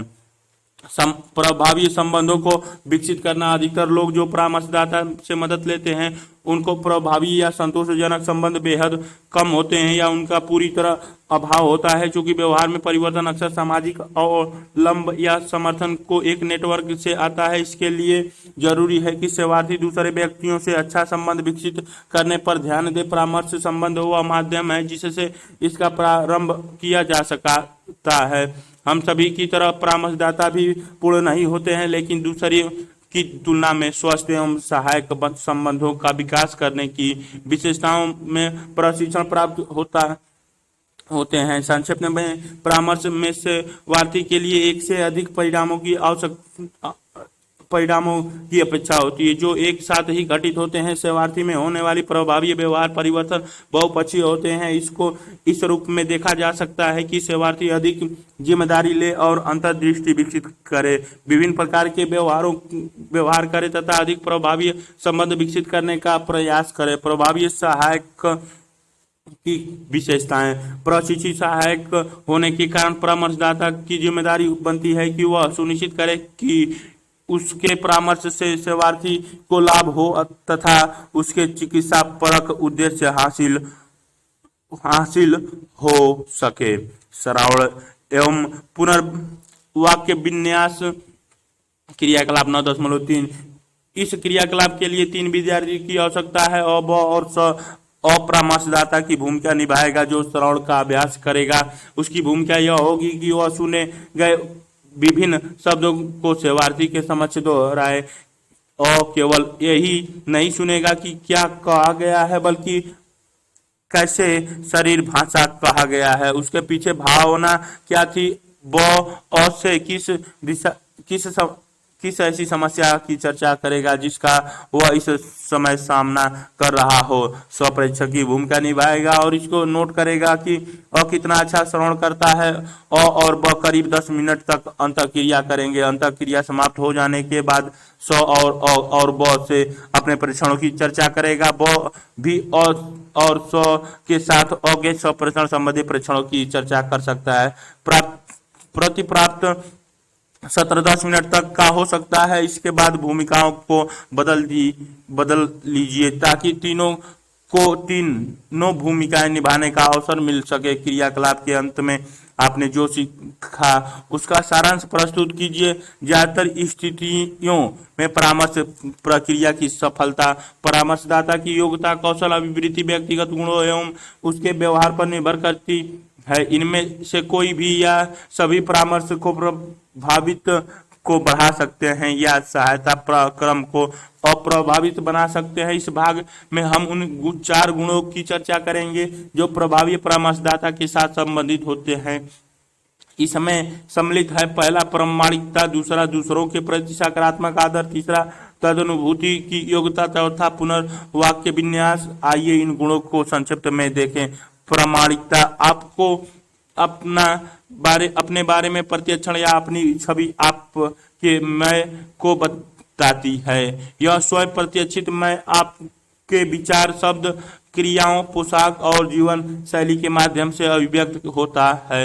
ये सभी आपके मैं को दूसरे तक संप्रेषित करते हैं। जो आपके निकट संपर्क में आते हैं वे अपने लिए आपके बारे में अलग छवि या धारणा बनाते हैं और वे कभी कभी इस छवि को आप तक पहुंचाते भी हैं। उदाहरण के लिए आप मित्र आपको बताते हैं कि आपके बारे में क्या पसंद है या नापसंद करते हैं। आपके माता पिता या अध्यापक आपकी प्रशंसा या आलोचना करते हैं। आप जिनका सम्मान करते हैं वे भी आपका मूल्यांकन करते हैं या सामूहिक निर्णय उन लोगों के द्वारा जिनका आप सम्मान करते हैं। इनको दूसरे महत्वपूर्ण भी कहा जा सकता है। हम एक का विकास करते हैं। इस हम में वह प्रत्यक्षण सम्मिलित है जो दूसरे हमारे बारे में बताते हैं। यह प्रत्यक्षण आपके स्व प्रशिक्षित मैं जैसा भी हो सकता है या उससे भिन्न भी हो सकता है। जहाँ तक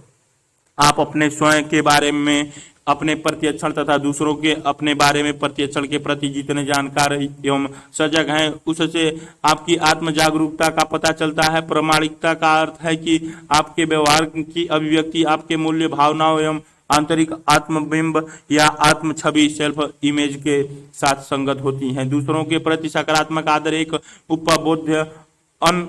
उपबोध्य काउंसिल परामर्शदाता संबंध में एक अच्छा संबंध अभिव्यक्त की स्वतंत्रता को प्रोत्साहित करता है। यह इस स्वीकृति को प्रवर्तित करता है कि दोनों की भावनाएं महत्वपूर्ण हैं। हमें याद रखना चाहिए कि जब हम नए संबंध बनाते हैं तब हम एक अनिश्चितता की भावना एवं दुश्चिंता की अनुभव करते हैं। इन भावनाओं को कम किया जा सकता है अगर परामर्शदाता सेवार्थी जैसे महसूस कर रहा हो उसके बारे में हम एक सकारात्मक आदर का भाव प्रदर्शित करता है। दूसरे के प्रति सकारात्मक आदर का भाव दिखाने के लिए निम्नलिखित दिशा निर्देशों को ध्यान में रखना चाहिए। जब आप बोल रहे हो तब मैं संदेश का उपयोग की आदत बनाए, न कि तुम संदेश की। इसका एक उदाहरण होगा मैं समझता हूँ, न कि आपको तुमको नहीं चाहिए।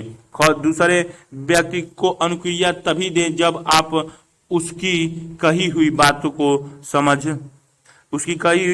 समझ ले।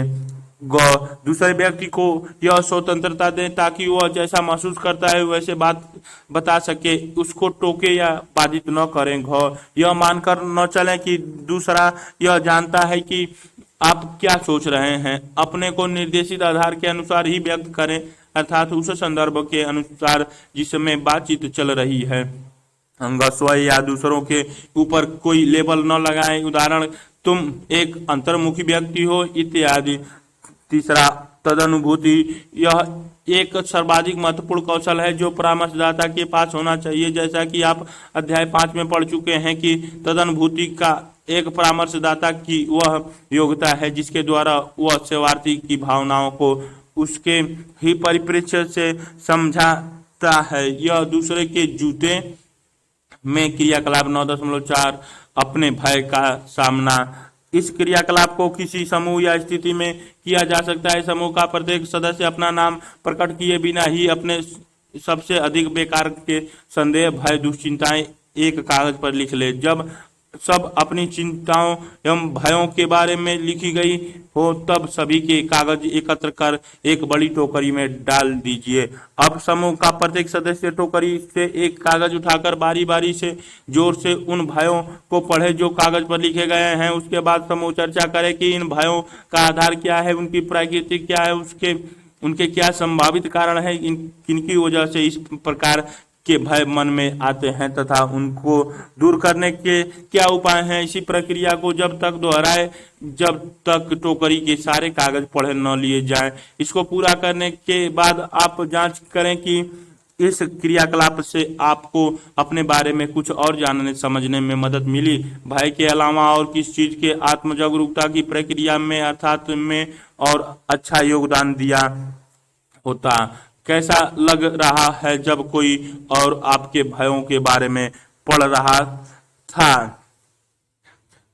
में डालने जैसे हैं जिसके द्वारा आप दूसरों की तकलीफ एवं पीड़ा को महसूस करके समझ सकते हैं। सहानुभूति एवं तदनुभूति में अंतर होता है। सहानुभूति में आप रक्षक की भूमिका निभाते हैं, आपको लगता है कि आपकी दया की किसी को जरूरत है। पुनर्वाक्य विन्यास, इस कौशल की चर्चा संप्रेषण वाले भाग में पहले ही की जा चुकी है। आपको याद होगा कि इसमें परामर्शदाता उसी योग्यता का परिचय देता है कि कैसे शरणार्थी की कही हुई बातों को या भावनाओं को विभिन्न शब्दों का उपयोग करते हुए कहा जा सकता है। परामर्श के नैतिक सिद्धांत, हाल के वर्षों में परामर्शदाताओं ने अपनी व्यावसायिक अनन्यता या पहचान विकसित करने के लिए कुछ महत्वपूर्ण कदम उठाए हैं। किसी भी व्यावसायिक समूह के लिए यह महत्वपूर्ण मानदंड है कि वह अपने कामों के लिए आवश्यक नैतिक मानकों को विकसित करे। सामाजिक कार्यकर्ता, वैवाहिक परामर्शदाता, परिवार परक चिकित्सक और मनोवैज्ञानिक की कुछ नीति संहिताएं हैं। इन नैतिक मानकों एवं संहिताओं के प्रति जागरूकता अत्यंत महत्वपूर्ण है, क्योंकि परामर्श सेवा सेक्टर का महत्वपूर्ण अंश है। इन नैतिक मानकों का पालन न करने की विधिक उपादेयताएं होती हैं।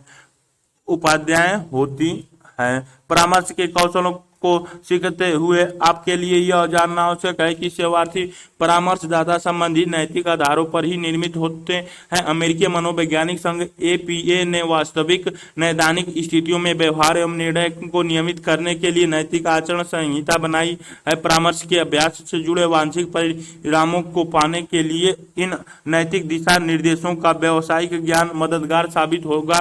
अमेरिकी मनोवैज्ञानिक संघ के अभ्यास संबंधी दिशा निर्देश निम्नलिखित हैं।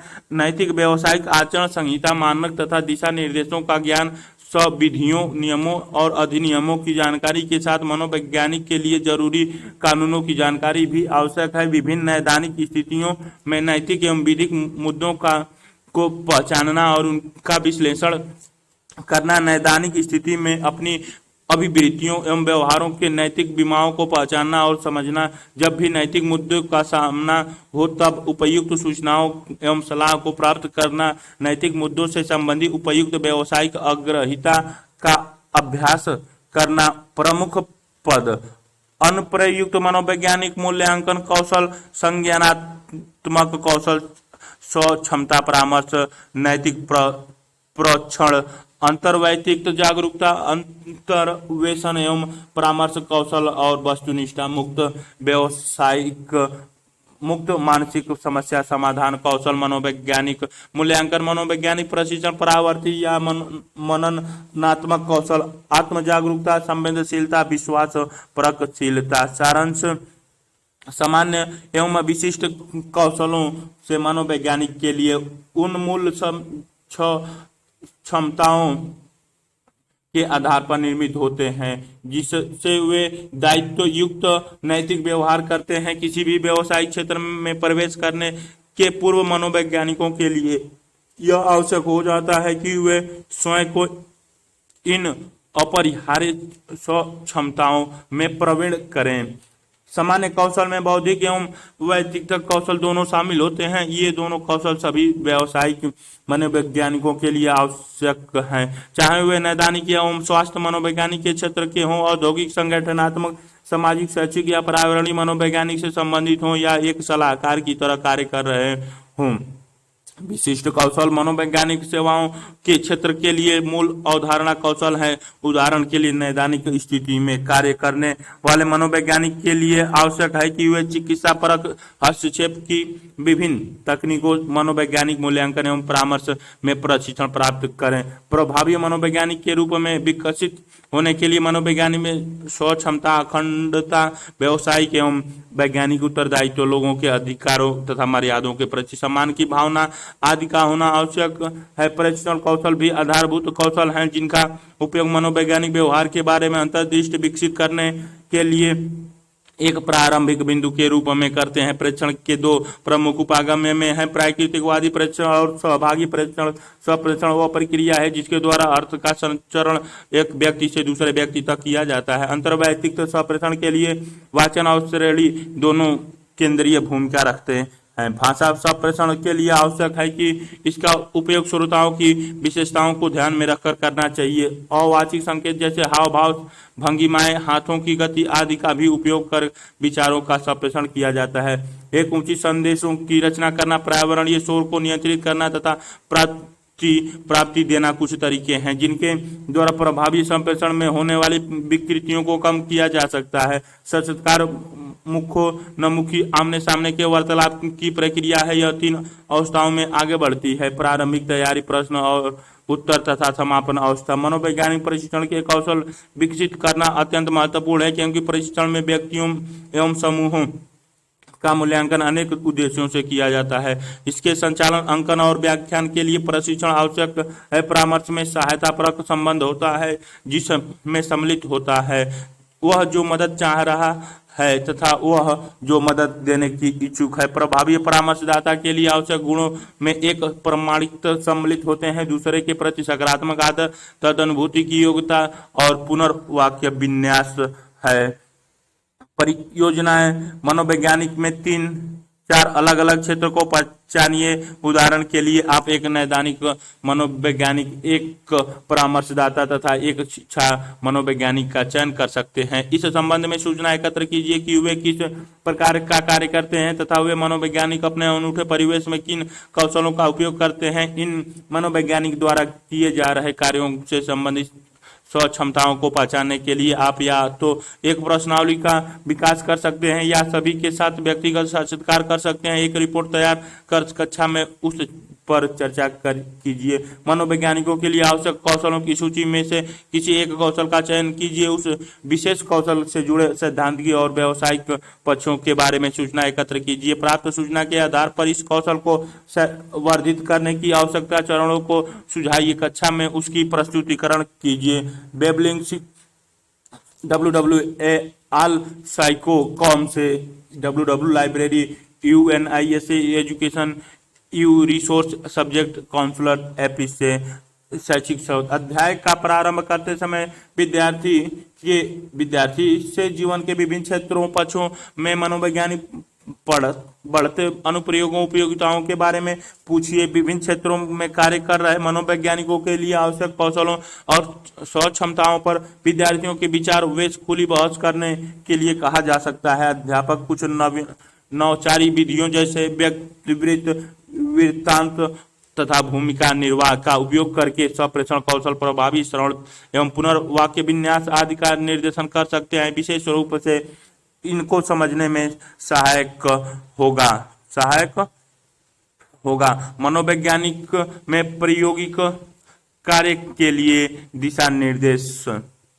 मनोवैज्ञानिक उपकरण एवं तकनीकी प्रविधियां किसी व्यक्ति के व्यवहार के अव्यक्त पक्षों को प्रकट करने में सहायता करते हैं। इस प्रकार ये मानव व्यवहार को समझने, उसको नियंत्रित करने तथा उसका भविष्य कथन करने में सहायक होते हैं, जो कि मनोवैज्ञानिक का मौलिक उद्देश्य है। मनोवैज्ञानिक में प्रायोगिक कार्य का उद्देश्य विद्यार्थियों को मनोवैज्ञानिक तकनीकों और उपकरणों के उपयोग के लिए अपेक्षित जानकारी और कौशल प्रदान करता है, जिससे कि वे मानव व्यवहार को समझने में समर्थ हो सके। इनमें विद्यार्थियों को मापने के परिणाम स्वरूप उपकरण जैसे मानवकृत मनोवैज्ञानिक प्रशिक्षण तथा गुणात्मक उपकरण जैसे साक्षात्कार और प्रेक्षण आदि का अनुभव प्राप्त होता है। प्रायोगिक कार्य क्रियात्मक मूल अधिगम लर्निंग बाय डूइंग के सिद्धांत पर आधारित होते हैं और इस तरह ये विद्यार्थी को अपनी कक्षा में पढ़ते एवं सीख के गए मनोवैज्ञानिक नियमों तथा सिद्धांतों को व्यवहार में अभ्यास करने या अमल में लाने का अवसर प्रदान करते हैं। प्रायोगिक कार्य को प्रारंभ करने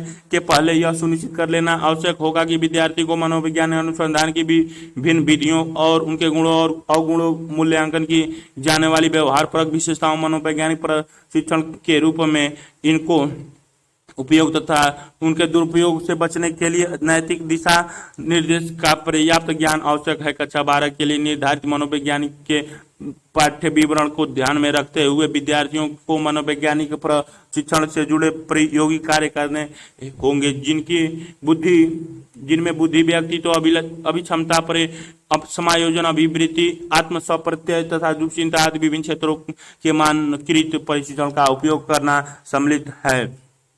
होगा। विद्यार्थी को एक व्यक्तिवृत्त विवरण भी तैयार करना होगा, जिसे गुणात्मक एवं परिणात्मक दोनों उपागम का उपयोग करते हुए व्यक्ति केस का विकासात्मक इतिवृत्त भी सम्मिलित होगा। मनोवैज्ञानिक प्रशिक्षण का उपयोग करने वाले प्रतियोगी कार्य किसी अध्यापक के पर्यवेक्षण एवं निर्देशन में ही किए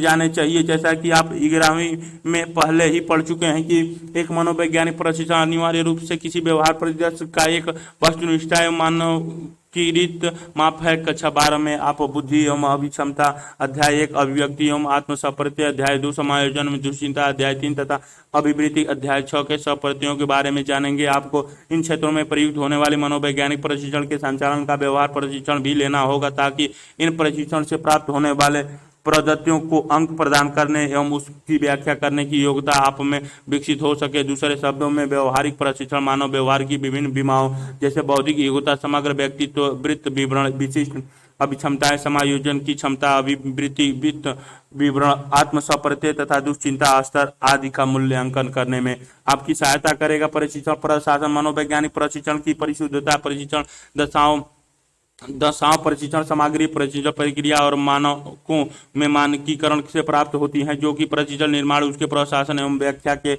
अभिन्न अंग होते हैं। इस प्रक्रिया में यह अपेक्षा की जाती है कि विद्यार्थी अपने प्रशिक्षण में प्रशिक्षणों के साथ शोधार्थ स्थापित करने का कौशल विकसित कर लेगा, ताकि परीक्षार्थी अपेक्षाकृत नए और विभिन्न संदर्भों में अपने आप को सहज और सुखद अनुभव कर सके। शोधार्थ स्थापना स्टेबलाइजिंग रिपोर्ट में प्रशिक्षणकर्ता के वे आयाम अंतर्निहित हैं, जो प्रशिक्षण में परीक्षार्थी की अभिरुचि तथा सहयोग उत्पन्न करते हैं तथा प्रशिक्षण के मूल उद्देश्यों की दृष्टि से उपयुक्त ढंग की अनुक्रिया करने में परीक्षार्थी को प्रोत्साहित करते हैं। शोधार्थ स्थापना का प्रमुख उद्देश्य उत्तरदाताओं को पूर्णतः सतर्कता के साथ अनुदेशों का अनुसरण करने के लिए उत्प्रेरित करना है। यह ध्यान देने की बात है कि प्रशिक्षण का स्वरूप जैसे वैयक्तिक या समूह, शाब्दिक या अशाब्दिक आदि तथा परीक्षार्थी की आय व अन्य विशेषताएं शोधार्थ स्थापित करने की विशिष्ट तकनीकों के उपयोग का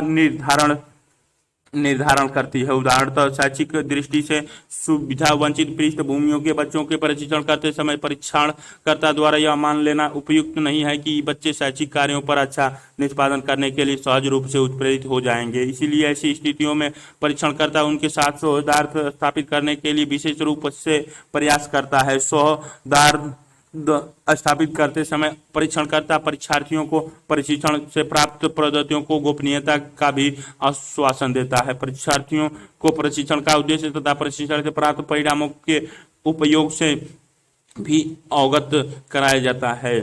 परीक्षार्थी को पूर्णतः आश्वस्त किया जाता है कि ये परिणाम पूर्णतः गोपनीय रहेंगे तथा परीक्षार्थी की सहमति से ही किसी अन्य व्यक्ति परीक्षणकर्ता और परीक्षार्थी के अतिरिक्त को दिया जाएगा। इसीलिए प्रशिक्षण प्रशासन नियंत्रित दशाओं में किसी व्यावसायिक रूप से प्रशिक्षित एवं कौशलपूर्ण व्यक्ति का कार्य है। किसी परीक्षण का उपयोग करते समय अधोलिखित बातों को ध्यान में रखना आवश्यक होता है। एक रूपी प्रशिक्षण दशाएं मौलिक रूप से मनोवैज्ञानिक प्रशिक्षण का कार्य व्यक्तियों के बीच भिन्नताओं या विभिन्न अवसरों पर एक ही व्यक्ति की अनुक्रिया में भिन्नताओं का मापन करना है। यदि भिन्न व्यक्तियों के प्राप्त अंकों की तुलना की जानी है तो परीक्षण दशाएं स्पष्ट रूप से सभी के लिए एक ही तरह की होनी चाहिए। किसी उपयुक्त प्रशिक्षण कक्ष के चयन पर ध्यान दिया जाना चाहिए जो वांछित शोरगुल तथा विमनस्कता से मुक्त हो। यह कक्ष समुचित रूप से प्रकाश एवं स्वांतता से युक्त होना चाहिए तथा इसमें परीक्षार्थी के बैठने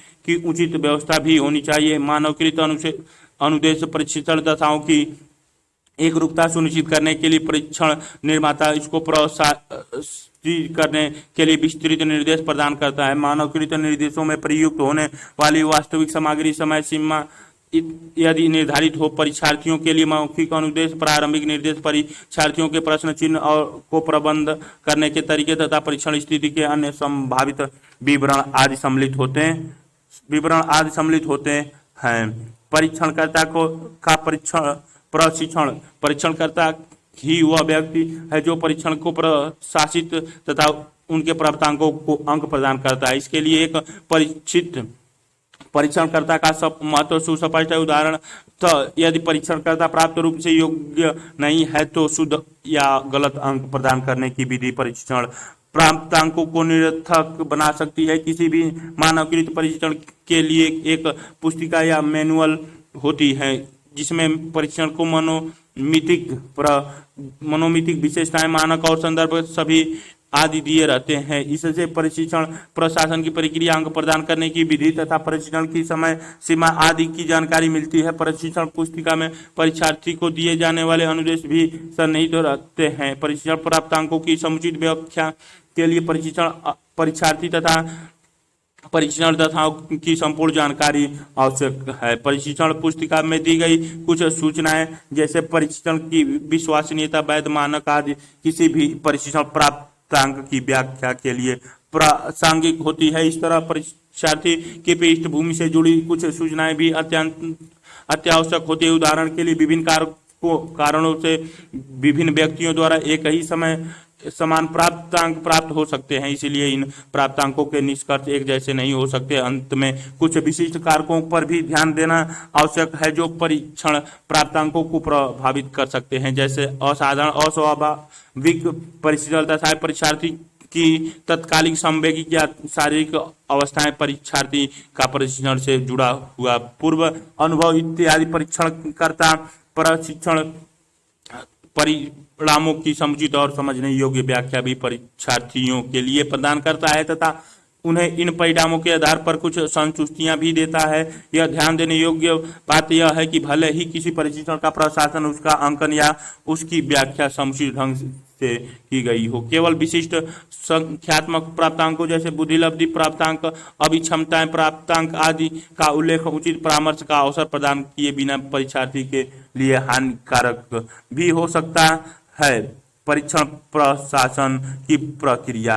मनोवैज्ञानिक प्रशिक्षण केवल किसी योग्य, कुशल व प्रशिक्षित व्यक्ति द्वारा ही प्रशासित किया जा सकता है। 12वीं कक्षा का मनोविज्ञान विषय का कोई विद्यार्थी व्यावसायिक रूप से योग्य स्तर का व्यक्ति नहीं होता, इसलिए वह किसी भी निष्कर्षात्मक उद्देश्य जैसे चयन, पूर्व कथन, निदान आदि के लिए प्रयुक्त मनोवैज्ञानिक प्रशिक्षण के प्राप्तांकों की व्याख्या के लिए पूर्णतः सक्षम नहीं होता है। इस उद्देश्य के लिए समग्र प्रशिक्षण प्रशासन को छोटे छोटे क्रियाकलापों में विभाजित किया जा सकता है। जिन स्वप्रत्ययों पर प्रशिक्षण आधारित है उन्हें समझने, सहभागियों के साथ सौहार्द स्थापित करने, अनुदेशों को समझने, इष्टतम प्रशिक्षण दशा बनाए रखना, सावधानियां बरतने तथा प्रशिक्षण का अंकन करने आदि का कौशल सीखने पर विशेष बल दिया जाना चाहिए। मनोवैज्ञानिक प्रशिक्षण में प्रयोगी कार्य करने के लिए अधोलिखित चरण एवं दिशा निर्देशों का अनुपालन प्रस्तावित है। अध्यापक विद्यार्थियों के प्रशिक्षण उनके मैनुअल तथा उसकी अंकन विधि से परिचित कराएंगे।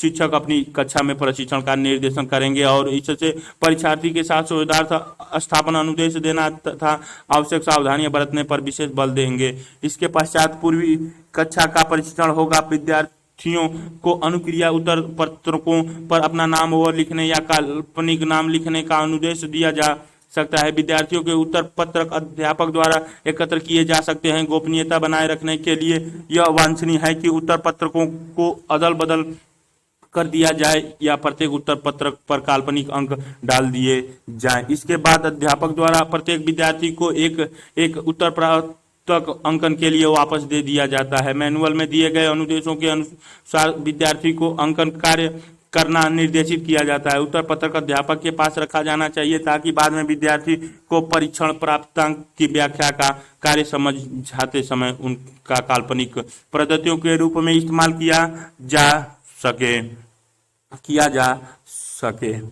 पांचवा, इसके बाद विद्यार्थी से वही प्रशिक्षण कुछ चयन किए गए परीक्षार्थियों के प्रशासित कराया जाए और अध्यापक उनके सौहार्द स्थापन तथा अनुदेशों को समझाने आदि कार्यों का परीक्षण करता रहे।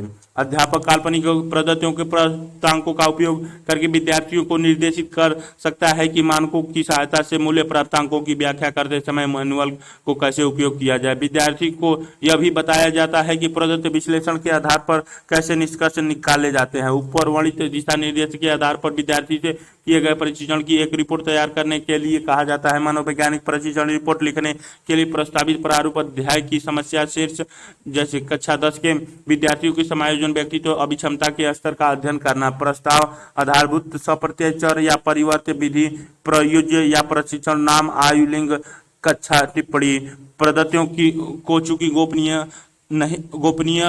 रखा जाना है, इसीलिए प्रयोज्यों का विवरण एक काल्पनिक अंक के रूप में दिया जा सकता है। सामग्री प्रशिक्षण का संक्षिप्त विवरण, प्रशिक्षण का नाम, लेखन वर्ष, मनोमितीय विशेषताएं इत्यादि। अन्य सामग्री जैसे विराम, घड़ी, पर्दा इत्यादि। कार्यविधि प्रशिक्षण, प्रशासन की प्रक्रिया जैसे शोधार्थ स्थापना, अनुदेश, सावधानियां, प्रशिक्षण का वास्तविक संचालन इत्यादि। प्रशिक्षण का अंकन, आलेख, ग्राफ, साइकोग्राफ इत्यादि तैयार करना यह आवश्यक हो। परिणाम एवं निष्कर्ष, परीक्षार्थी के प्राप्त अंकों का मानक के संदर्भ में वर्णन करना तथा निष्कर्ष निकालना। संदर्भ, पुस्तक, प्रशिक्षण मैनुअल और विशिष्ट विषय से संबंधित अन्य सामग्रियों की सूची जिनका अध्ययन में उपयोग किया गया है। व्यक्तिवृत्त विवरण, किसी व्यक्तिवृत्त विवरण को विकसित करने में मुख्य गुणात्मक तकनीकों का उपयोग होता है, जैसे परीक्षण, साक्षात्कार, सर्वेक्षण इत्यादि। एक व्यक्तिवृत्त विवरण तैयार करने की प्रक्रिया के अंतर्गत विद्यार्थियों को इन गुणात्मक तकनीकों के उपयोग का प्रत्यक्ष अनुभव प्राप्त होगा। एक व्यक्तिवृत्त विवरण तैयार करने का मुख्य उद्देश्य व्यक्ति को समग्र रूप से समझाना है। इसके अतिरिक्त यह और यथार्थ रूप से कार्य कारण संबंध को स्थापित करने में सहायक होगा। विद्यार्थी किसी ऐसे व्यक्ति का वित्त विवरण तैयार करे सकते हैं कि जिसने किसी क्षेत्र जैसे खेलकूद, शिक्षा, संगीत आदि में विशिष्ट प्रदर्शित की हो, या ऐसे व्यक्ति का जिनमें कुछ विशेष आवश्यकताएं जैसे अधिगम आवश्यकता, स्वलीनता, डाउन सिंड्रोम आदि हो, या उनका जो अंतर वैयक्तिक सामाजिक समस्याओं जैसे दुर्बल शारीरिक प्रतिमा, मोटापा, क्रोधावेश, मादक द्रव्य दुरुपयोग, समकक्षीय से न बनना, विनिवर्तित इत्यादि से ग्रस्त हो। विद्यार्थी को ऐसे व्यक्तियों की पृष्ठभूमि संबंधी सूचनाएं और विकासात्मक इतिवृत्त का पता करने के लिए प्रोत्साहित किया जा सकता है कि विद्यार्थी से यह अपेक्षित है कि वे जांच की विधियों जैसे साक्षात्कार या परीक्षण आदि की पहचान कर सके, जिसका उपयोग वे किसी व्यक्ति केस के बारे में पूरी जानकारी प्राप्त करने के लिए करना चाहेंगे। एक व्यक्तिवृत्त विवरण प्रस्तावित प्रारूप के आधार पर तैयार किया जा सकता है। विद्यार्थी को कुछ प्रारंभिक निष्कर्ष निकालने हेतु कारणों के संबंध में परावर्तित करने के लिए प्रोत्साहित किया जा सकता है।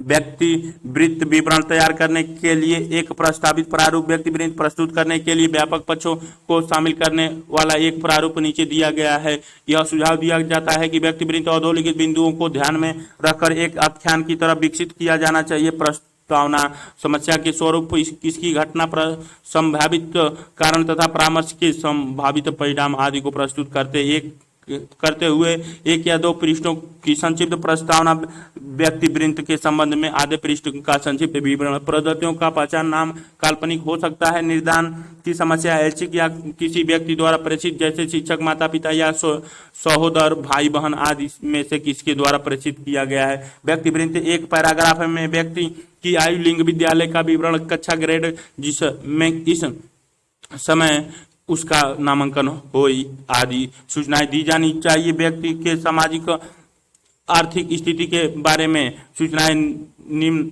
जिनमें माता पिता की शिक्षा और व्यवसाय, परिवार की आय, घर का प्रकार, परिवार में सदस्यों की संख्या, भाई बहन तथा उनका जन्म, कर्म, परिवार में समायोजन आदि निहित होना चाहिए। शारीर स्वास्थ्य के बारे में सूचनाएं, शारीरिक विशेषताएं जैसे लंबाई और वजन, कोई सशक्त बीमारी पूर्व में और इस समस्या इत्यादि, पूर्व में या वर्तमान में ली गई व्यावसायिक सहायता, समस्या का संक्षिप्त इतिहास, परामर्श के प्रति व्यक्ति की अभिवृत्ति, सहायता प्राप्ति हेतु अभिप्रेरणा का संकेत, चिन्हों जैसे मुखाकृति की अभिविन्यास, व्यवहार, विचित्र आदि के संदर्भ में क्या दिखता है और लक्षण जैसे व्यक्ति क्या बताता है, उदाहरण भय, आकुलता, तनाव, अनिद्रा इत्यादि का अभिलेखन, निष्कर्षात्मक टिप्पणी।